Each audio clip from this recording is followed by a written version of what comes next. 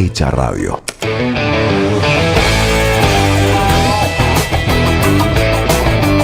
Vayan a laburar. Seguimos en la M530, es el programa de la revista Amartya. Después vamos a hablar, porque se viene número nuevo en breve, y ya tengo cositas para contarles. Pero ahora vamos a hablar con un hombre de esta casa, un compañero, y que está acá los sábados a las 9 de la mañana en la M530 junto a Amado. Así que lo pueden escuchar todos los sábados. Estoy hablando de Artemio López, que está con nosotros. ¿Cómo andas, Artemio? ¿Cómo andan? ¿Todo bien, muchachos? ¿Todo bien ustedes? Muy bien, gracias por atendernos. No, por favor. A ver, escucho medio lejos la voz. A ver si podemos mejorar. Pará, porque creo que tengo siempre el mismo problema con el micrófono. El micrófono. Lo reconfiguro. Dame un segundo. Dale, estamos con Artemio López, analista político y director de la consultora X. Ahora nos volvemos a conectar para tener un mejor audio. Hablando del tema del trabajo como un elemento central en nuestras vidas, desde que empezamos hasta que terminamos. Bueno, la famosa frase del trabajo dignifica, ¿no? Bueno, o sea, no cualquier trabajo dignifica, ¿ok? Bueno. Convengamos que un trabajo digno dignifica. Sí. Cuando te están forreando, haciendo laburar 23 horas por día más o menos y te pagan 2 chirolas, eso no dignifica a nadie. Artemio, ahí estás. Estamos hablando de si el trabajo dignifica. ¿Eso cambió algo en la cultura argentina? No, bueno, ¿ahora me escuchan bien? Sí. A ver, ahí te escuchamos. Ahí te escuchamos, Me parece que él no nos escucha. Él nos está escuchando, me parece. ¿Ahora estoy bien? Sí, te escuchamos. Bien, no, bueno, obviamente el trabajo dignifica en la medida que el salario se corresponda con los niveles de vida relativamente adecuados. No está pasando en Argentina de ninguna manera. Ustedes imagínense que el salario promedio en Argentina está en línea con el valor de la canasta de pobreza. Estoy hablando de salarios registrados. La canasta de pobreza está en 1.400.000 para este mes de abril. Y el salario promedio en Argentina, formal privado, está en esa cifra.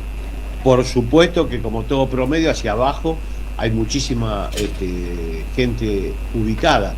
La mayoría de los trabajadores está cobrando salarios que no son dignos. El trabajo dignifica en la medida que te permite realizar en general una vida digna. Eso no está pasando en Argentina.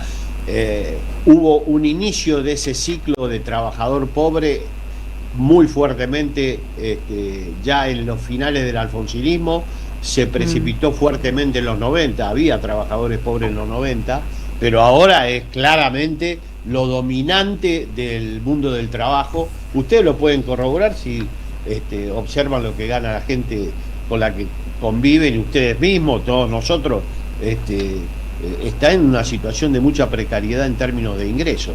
Por eso que el índice de desempleo no expresa ya, como lo hacía en los 70, los niveles de una vida adecuada. Podés tener tasa de desempleo baja, como las tenemos hoy en términos relativos, pero niveles de pobreza y de inequidad distributiva muy altas, récord. Así que salario y trabajo no pueden disociarse. El trabajo dignifica en la medida que el salario se corresponde con las demandas de una vida digna, cosa que hoy no pasa. Recién, Artemio, hablábamos de eso, cómo el cambio del último trimestre es del 1% en desocupación. ¿Qué índice deberíamos ver para poder entender qué es lo que nos está pasando en cuanto a trabajadores que quieren consumir con lo que producen y no sienten que llegan a fin de mes?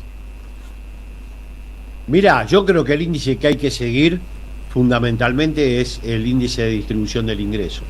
Lamentablemente no es un índice que se conozca mensualmente, pero hay que tomarlo en cuenta porque es un gran indicador para observar cómo se distribuye el ingreso total generado en Argentina, qué participación tienen los trabajadores y cuál es el factor capital, bueno, impuestos, cuenta propia.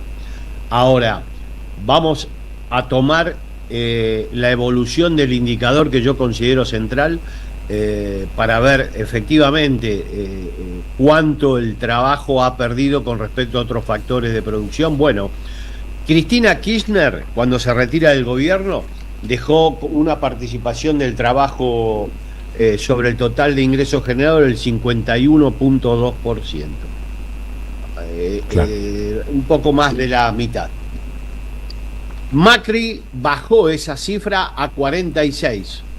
Esa pérdida de participación es notable, es récord en la historia. Es muy difícil encontrar un gobierno que en solo 4 años desmorone la participación del factor trabajo en casi, yo te diría, casi 6 puntos en la distribución. Lamentablemente el Frente de Todos no modificó esa estructura distributiva. No hubo cambios con respecto a la inequidad distributiva que dejó Macri, incluso empeoró un poco en el margen. Considero el tercer trimestre del 2023, no como hace Milei, que le adjudica a Alberto Fernández los efectos de su gran devaluación de diciembre del 2023. Sí. Eso no es correcto. Ahora, juzgando la performance. Muy pillo él. Muy pillo, sí, bueno, vos fíjate que él toma ese dato y analiza también la baja de la pobreza, todo, arranca adjudicando la mega devaluación al gobierno anterior. Pero bueno, más allá de eso, que es una picardía bastante burda, porque se desmiente rápidamente, el Frente de Todos fue muy defraudatorio en términos distributivos. Incluso en pobreza, manejaron los mismos niveles de pobreza que dejó Macri. Ahora, la aparición de Milei no hizo más que empeorar las cosas. De aquel 45.7 estamos hoy en 43.2 y yo creo que vamos a seguir bajando. La última conversación que tuve con Eduardo Basualdo, el gran economista de Flaxo, que hizo los trabajos más importantes a partir de la aparición de la valorización financiera con la dictadura, él suponía que íbamos a estar en torno al 40 rápidamente. Yo también creo que eso efectivamente él tenía razón.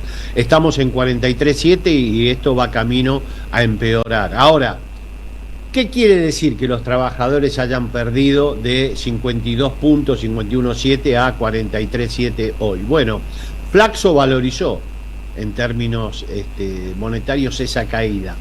¿Cuánto transfirieron los trabajadores a la cúpula del capital durante estos, ya te diría, de 2015, una década, considerémoslo ya. La década tarada, como le dicen en las redes. La década tarada. ¿Sabes cuánto transfirieron?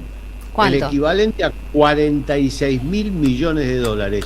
Mamma mía. Todo el préstamo delictivo que le asignó el Fondo Monetario a Macri y un poco más es el equivalente en masa salarial monetizada que transfirieron los trabajadores al factor capital. Por supuesto que eso tiene consecuencias en términos de pobreza. Ustedes hablaban de Francisco. Bueno, Francisco siempre planteó la inequidad distributiva como una situación muy preocupante y que genera violencia. Sí, tal cual, porque la palabra, perdón, creo que más que igualdad es equidad, justamente. Exactamente, lo planteó el Papa. Siempre que pudo lo retomó. Y eso tiene una tradición fuerte dentro de la doctrina social de la Iglesia. Me acuerdo que el del Cámara, un obispo brasileño de los años 70, con mucha intervención también en época de la teología de la liberación, planteaba esto: cuando yo le doy de comer a un pobre, dicen que soy un santo. Cuando pregunto por qué es pobre, me dicen que soy comunista. O sea, efectivamente, cuando vos preguntás, bueno, pero ¿por qué hay 50 puntos de pobreza en Argentina? Bueno, una de las respuestas, no la única, pero yo creo que es central, es porque la estructura distributiva se hace cada vez más injusta. Por eso, hoy, la fórmula "el trabajo dignifica" no deja de ser cierta, pero hay que ponerla siempre en contexto. Bueno, pero ¿con qué salario? ¿Cuál es el nivel de retribución que le permite al trabajador condiciones de vida digna o indigna? Hoy claro, ¿para qué me alcanza, digamos, el salario, no? Exactamente. Por eso yo digo, baja desocupación. Bueno, pero el indicador de desocupación no se corresponde con los niveles salariales que efectivamente están obteniéndose en Argentina. Tenemos una situación muy compleja en eso también. Sí, Mi perspectiva... Sí. No, decía que en base a lo que estás diciendo, que son números vacíos, no es parte de la mentira organizada. Ahora, yo me pregunto, Exacto. ¿esta pérdida de poder adquisitivo incide en las urnas? A ver, sabemos que en cuanto a los candidatos peronistas siempre incide porque es el voto castigo, cuando hay una pérdida del poder adquisitivo. Ahora, ¿en las derechas incide realmente? Vos sabés que esa pregunta, hoy estaba leyendo el 1 de mayo, el 5 de mayo del 18 nació Marx, y se le adjudicó a Marx una lectura economicista diciendo que todo lo que sucede en la economía incide directamente en la superestructura, entre otras cosas los comportamientos culturales y electorales. Claro, lo que pasa es que Eso no es Marx verdad. no visitó Argentina. Ese es el problema. No, pero además no es verdad, eso no lo decía Marx. Marx siempre creyó que la relación era mucho más compleja y los que vinieron después lo complejizaron más. Pero leía a Freud sobre Marx, él habla 2 veces sobre Marx, Freud, y la primera intervención dice esto: probablemente las concepciones materialistas supongan, y voy a leer textual, así no tergiversamos en nada la palabra de Sigmund Freud. Las ideologías de los hombres no son más que un resultado de una superestructura, dice Freud sobre las ideologías materialistas. Estas relaciones económicas actuales son efectivamente, inciden en los comportamientos humanos, pero eso es verdad, pero muy probablemente no sea toda la verdad. Y él termina de explicar: la humanidad nunca vive por completo en el presente.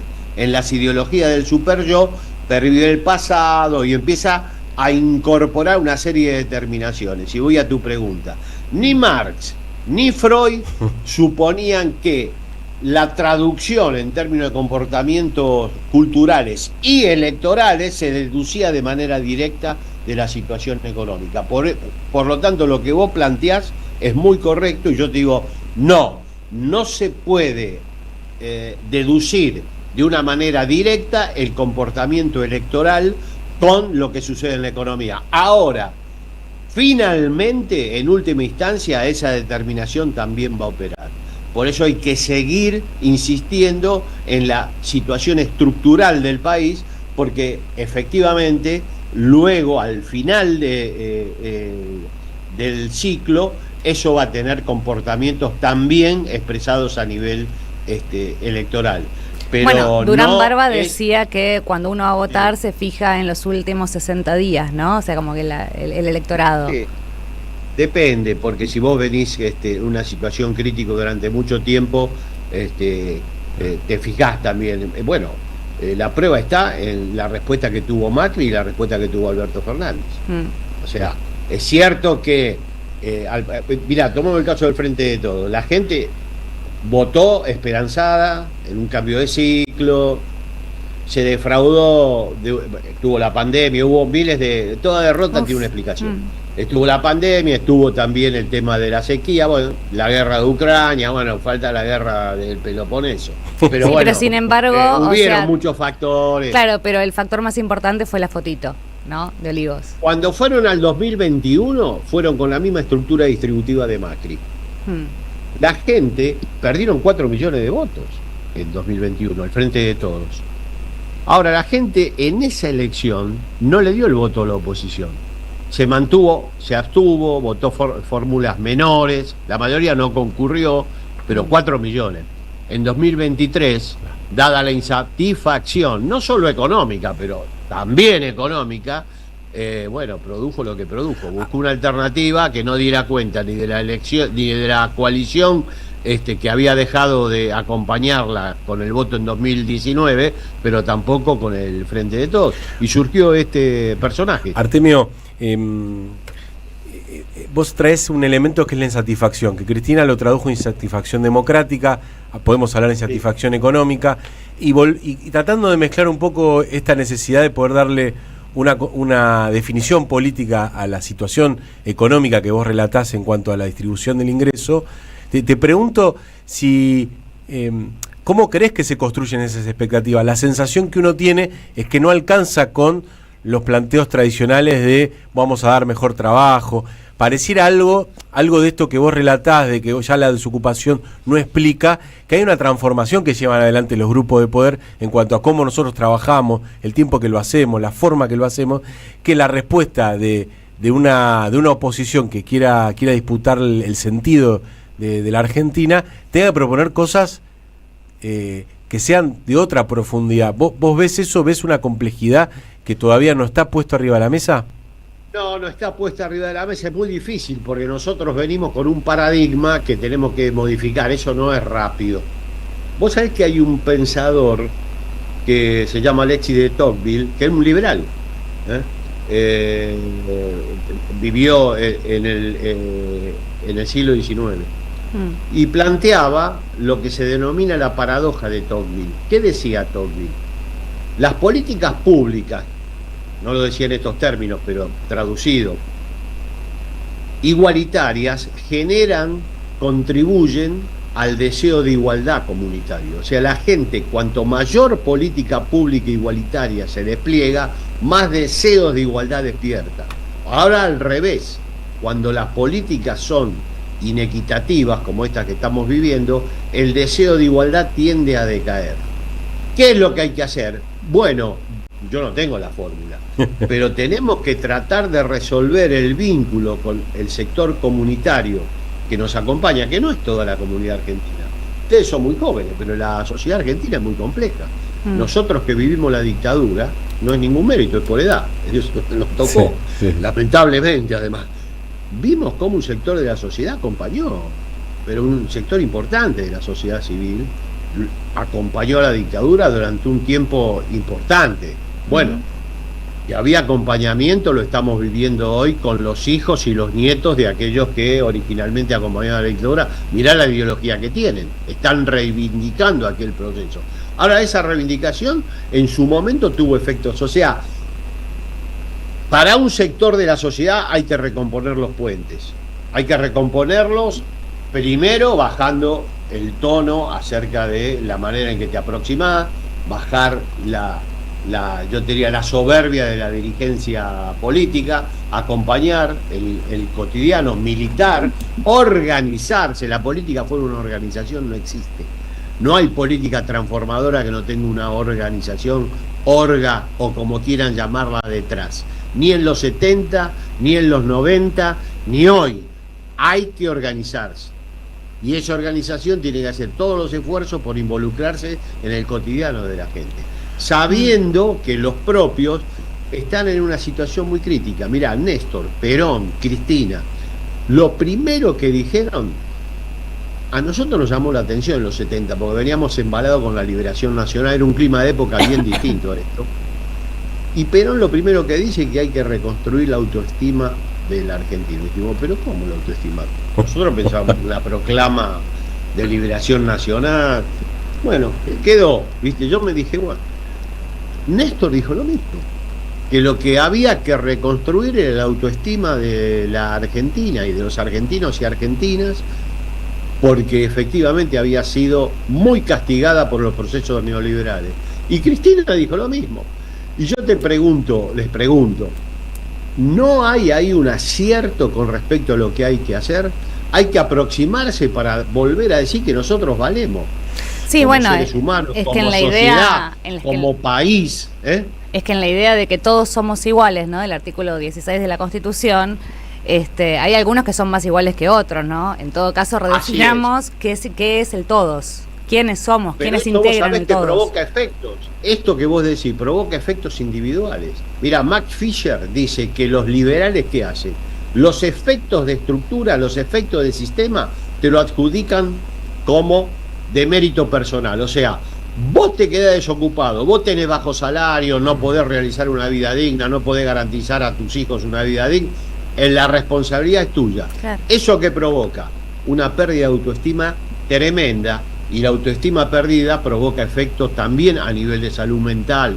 Hoy lo conocemos, la última encuesta del CONICET, que ya es vieja, porque estuvo realizada a posteriori de la pandemia, muestra que la mitad de los encuestados, y son casi 3.500 encuestados a nivel nacional, referían síntomas de depresión. Claro. la gente asume como responsabilidad individual, no digo que sea la única causa, pero digo que esa causa está. Las responsabilidades sistémicas que el neoliberalismo provoca, y este proyecto provoca descalabros en términos estructurales muy importantes, las asume como responsabilidad propia. Eso te destruye la autoestima, te menoscaba. Eso es un camino, no es el único. Hay que reconstruir lo colectivo, la comunidad. Y levantar la autoestima de todos nosotros. Exacto. Nosotros valemos, estamos en un momento muy bajo. Pareciera que todo lo nuestro se ha desmoronado o nos quieren hacer creer que ha pasado. Bueno, eso no es así. Y vos me decís, ¿qué hay que hacer? Yo no sé lo que hay que hacer. Pero trabajar sobre ese tema, seguro que sí. No porque lo digo yo, lo hizo Perón, lo hizo Néstor, lo hizo Cristina, algo sabían de eso. Artemio, muchas gracias por esta conversación. Un placer, como siempre, enorme. Gracias, viejo, gracias por llamarme y un saludo para todo el equipo. Un placer. Artemio Gracias. López acá con ustedes compartió esta charla que hoy se vuelve todo programa, que es hablar del trabajo.